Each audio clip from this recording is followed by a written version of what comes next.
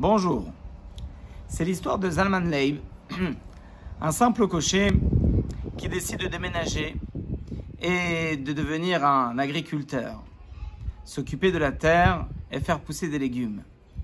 Et voilà qu'il commence à avoir une réussite dans son travail. Et cet homme-là, qui était complètement ignorant, devient érudit puisqu'il se met à étudier la Torah tous les jours, à prendre du temps et évoluer dans sa pratique et dans sa prière.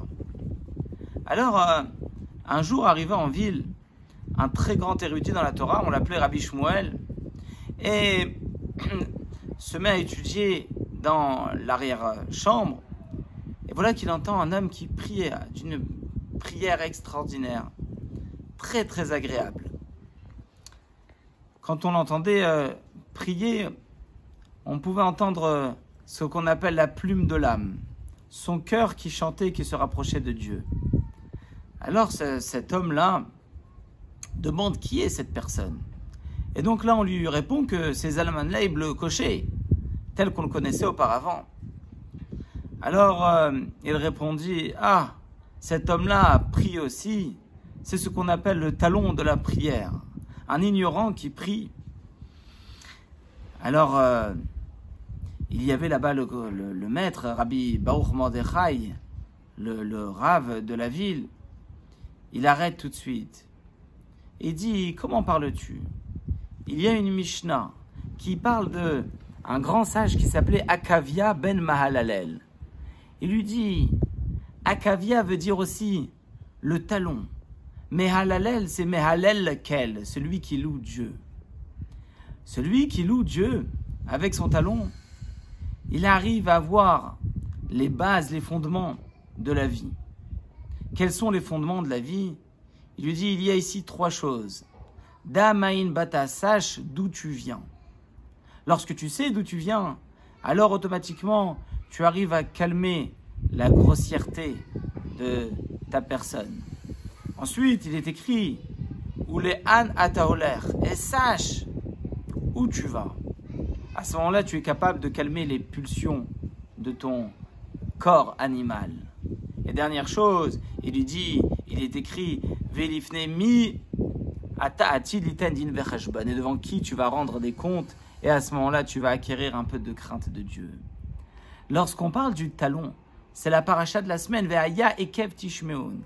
Et voici si vous allez écouter les paroles de Dieu, ekev veut dire si, mais veut dire aussi ekev, le talon. Rachid dit que Dieu nous demande ici de le servir, même avec les mitzvot, ce qu'on appelle les mitzvot qui sont piétinés par nos talons. Chez Adam Dash Be'akvav, Akadosh Baruch Hu nous demande dans notre paracha de faire attention à toutes les mitzvot. Il n'y a pas de grandes mitzvot et de petites mitzvot. Comme on sait ce qu'on appelle la Ahavat Israël, l'amour du prochain, on ne peut pas dire qu'on doit aimer un autre juif qui est important, une personne à qui on sait que si on lui rend une faveur, il va pouvoir nous la rendre de plus belle. Pas du tout, il n'y a pas de grands et de petits juifs. Ve'aya ekev tishmeun, servir Dieu, on doit le servir. Même avec les petites mitzvot, il n'y a pas de petites et de grandes mitzvot. Comme il disait le Tzemach Tzedek, qui était le 3e rabbi de Lubavitch, il disait Ve'aya ekev tishmeun. Ekev, ça veut dire qu'il faut servir Dieu, même avec le talon. Il faut vivre, il faut vibrer, il faut ressentir Dieu dans toute notre personne. Quand notre vie à nous, elle est animée, pleine de ce qu'on appelle la Emouna, la foi en Dieu, Kabbalatol, prendre sur soi le joug de Dieu. À ce moment-là, on est capable d'accomplir toutes les mitzvot.